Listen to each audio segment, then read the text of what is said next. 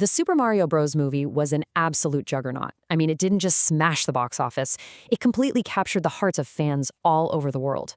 But behind that colorful mushroom kingdom, there are some really fascinating and even some controversial truths you probably don't know. So let's go and uncover 4 surprising things hiding behind its massive success. First off, let's just take a second to wrap our heads around the sheer scale of this thing. The movie pulled in a staggering $1.36 billion worldwide. That's not just a hit movie. That's one of the highest-grossing animated films of all time. But you know what? The money isn't even the whole story. In fact, that's where things start to get really interesting. Because while audiences were obviously head over heels for this film, the professional critics, not so much. The movie actually got a rotten 55% from critics. But check this out, a nearly perfect 96% from the audience. That massive gap is one of the widest we've seen in years, and it points directly to our first surprising truth. So let's kick things off with truth number 1, a super clever marketing strategy that pretty much flew completely under the radar for most people, and it's all about product placement.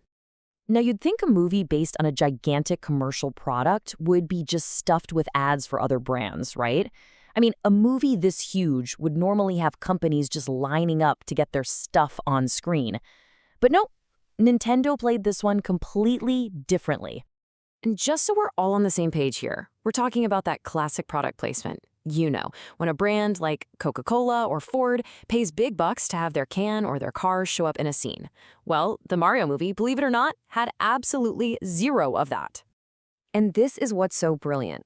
Check out how they broke down their strategy. On the left, everything you saw inside the actual movie, like the Punch-Out Pizzeria or Mario's old-school NES console, that's all Nintendo's own stuff. It was an ad, sure, but it was an ad for themselves. All those other big partnerships with brands like McDonald's and Lush, they were kept entirely outside the film, as part of the external marketing push. It was a really deliberate choice to keep the world of the film 100% pure Nintendo, serving the fan experience above everything else. Pretty smart, right? Okay, so we're moving on from a really smart business move to our second truth. And this one's a little more personal and a bit of a controversy, involving a piece of music that fans have loved for decades.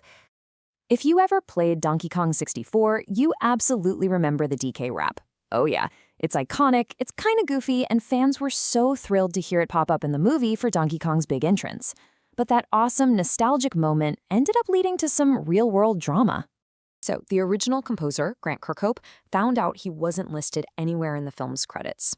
He went public and said it was disappointing, and as you can imagine, the internet just exploded and rallied right behind him. Everyone agreed it was a huge oversight. And just like that, a perfect little moment of fan service turned into a real, genuine controversy. All right, let's pivot to our third surprising truth, and honestly, this one is historic. It's about a song that nobody, and I mean nobody, saw coming. Yup, we need to talk about Bowser's Piano power ballad. Peaches, performed by the one and only Jack Black, wasn't just some funny little gag in the movie. It became a full-blown cultural phenomenon. I mean, just look at how wild this recipe for success is. Think about it for a second. A song sung entirely in character by the main villain, co-written on the fly by the directors and Jack Black himself, actually made it onto the Billboard Hot 100 chart. You know how often that happens? Outside of maybe a classic Disney movie, it almost never happens.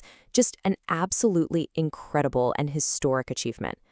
So let's bring all this home and loop right back to where we started. That huge, huge divide between what the critics were saying and what the audience was feeling. So when you really look at all the evidence, the conclusion is pretty clear. The insane box office numbers, that historic gap between the critic and audience scores, it all points to one thing. Passionate fans can completely overpower professional criticism. The audience spoke, and they spoke with their wallets. They voted for the Mushroom Kingdom. And that kind of brings us to a much bigger question, doesn't it?